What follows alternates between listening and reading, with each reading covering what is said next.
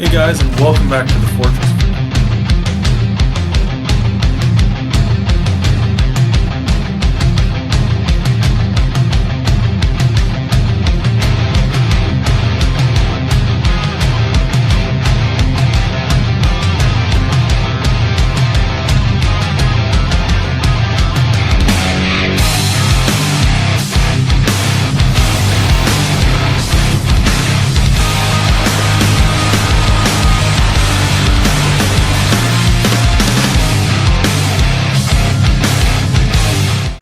Hey guys, and welcome back to the Fortress. Today I'm going to be doing my review on The Flash Season 2, Episode 20, entitled Back to Normal. Now, this video is a little late. Unfortunately, things kind of come up, but I'm going to try to release all these reviews a little quicker here. But first I have to get kind of caught up.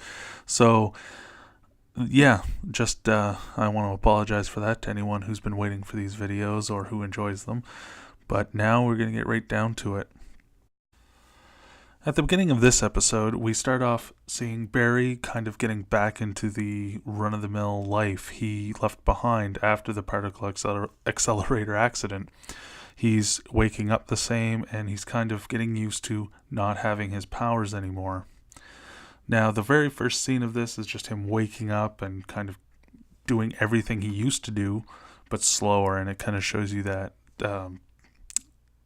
comparison to back before he lost his powers and to now when he has his powers. When he had his powers and now that he's lost his powers. And it kind of reminded me of an episode earlier in Season 1 where he was fighting, I can't remember the name of the villain, but the villain that was stealing his power. And eventually he did get that back, but for a long while he had depended on his powers, so it's not the first time he's lost his powers, but this is the first time he's actually legitimately lost them without any hope of getting them back, or very little hope of getting them back. At the end of the last episode, we see Zoom kidnap Caitlin as well, and now without Barry having his powers and the Flash being gone, there's really no one to stop Zoom from coming back. Dr. Wells, knowing this, wants to find his daughter Jessie and get back to Earth 2 or find somewhere safer to be, because he knows eventually Zoom is going to come back and try to kidnap her or hurt them all. And so he sets off to find her by using cellular dead zones to track her, because they vibrate at a different frequency, I believe. And like I said, Caitlin had been kidnapped by Jay, who is Zoom, and brought back to Earth 2, back to his mine or whatever his base is. And in there, she meets Killer Frost. So she comes across Frost after Zoom leaves for a while. He actually trusts her enough to unchain her from her shackles. And they have a brief conversation about similarities and everything, and Killer Frost convinces Caitlin that the only way to get out of there and get back to Earth 1 is to help her escape, or there's no chance of her getting down off the mine mountain without any help. Now, while Wells is off looking for Jessie, Caitlin is trapped on Earth 2, and Barry is coming to terms with losing his powers. Wally West approaches his father Joe and asks for a meeting between the Flash and himself. Now, this is an important question or an important scene, because I think this is where Wally is going to essentially get the inspiration when he becomes a speedster, because we all know that eventually he's going to become a speedster. And he wants to meet with the Flash and kind of talk to him about why he helped him, and just to let him know that it changed him for the better, and things are better for him now because of what the Flash did. So it's kind of a nice moment, because Barry and Wally had kind of a rocky start, but it seems like through helping him with his project as Barry and saving him as the Flash, I think we're going to see a better relationship between the two characters going forward. So that's kind of interesting. Plus the fact that he's probably going to become a speedster in the next few episodes. That's awesome too. Now, right after this, actually, Wells finds his daughter Jessie, in her new apartment, and he tries to convince her to come back, that it's too dangerous to be alone. But Jesse's still hurt from the previous episodes where she found out her father had killed someone to save her, is still mad and tells him to leave. So Wells does leave, and that's when a metahuman stands out in the middle of the road and takes out his van and kidnaps him, obviously mistaking him for Earth One Wells, which turned this guy into a metahuman. So in this episode, we get to meet Griffin Grey. He has a lot of strength, but it comes at the cost of advanced aging, as we find out later. And he's trying to get Wells to come up with a cure for him. And of course, Wells is trying to just draw out everything and stall until the team has time to find him and get him out of there. Now, Griffin is only 18, but I think in the episode, he's when we first see him, he's advanced to the age of his late 30s or early 40s, so he's advancing pretty quickly. And he had gone missing, I think it was 6 months or a year, back from Central City. So obviously he's kind of been enjoying his powers, and then he got really angry and he went after Wells to try to fix him, because he knew that every time he used his powers, he was getting older. So the team sets out to save him when they find video.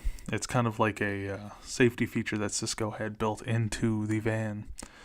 So they find out that he's been kidnapped, and Barry and Iris go out there to process the scene, because Barry needs a drive now, and Barry has to use his skills to kind of figure out what's going on. And that's when they find out about Griffin Grey and about what's going on with him, and basically why he probably kidnapped Dr. Wells. Throughout this episode, we actually see Barry really struggle with losing his speed. And like in the first season, like I mentioned, he struggled with that as well, but he had it back by the end of the episode. But in this one, he actually doesn't get his speed back, which kind of throws my theory from the last video kind of out the window. I don't know how they're doing it. I know it's really difficult to keep two different shows kind of interconnected straight, but this one is a little weird. Obviously the Arrow episode with Laurel's funeral was the last episode as well, or is the new episode coming out? I'm a little confused about that, but anyway, he does not get his powers back like I had speculated in this episode. And he's really struggling with it and trying to find ways to be useful.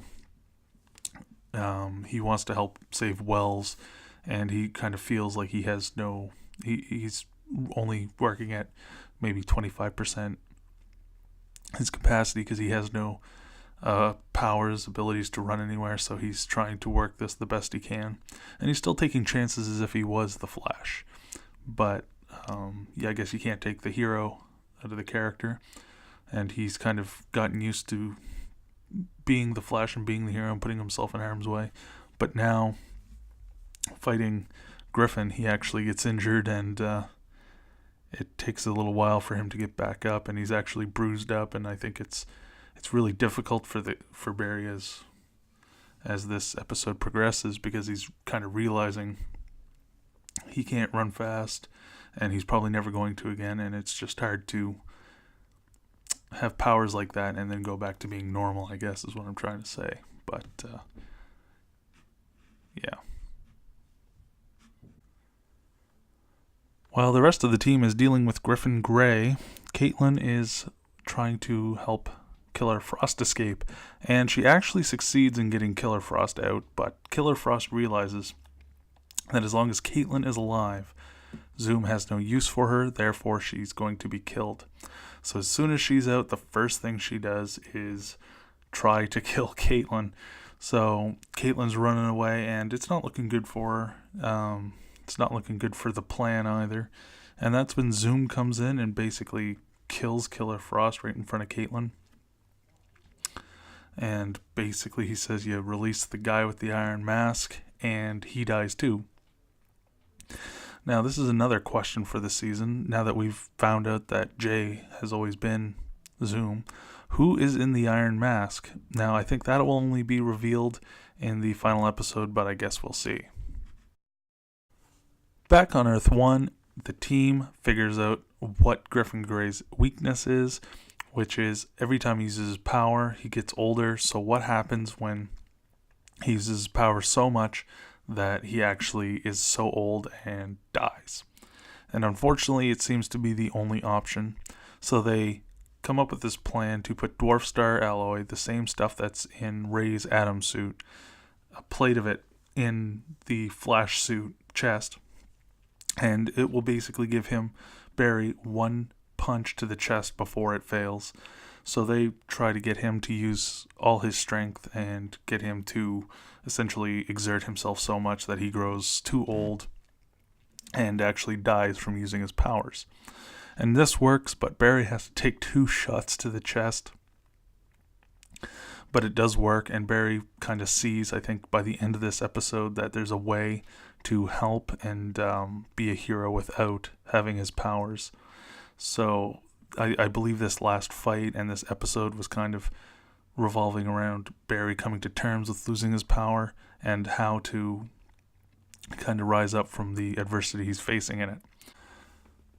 Now, by the end of the episode, they get Wells back, and he and Jesse have a conversation, and basically there's the forgiveness between them, and their relationship can now go forward.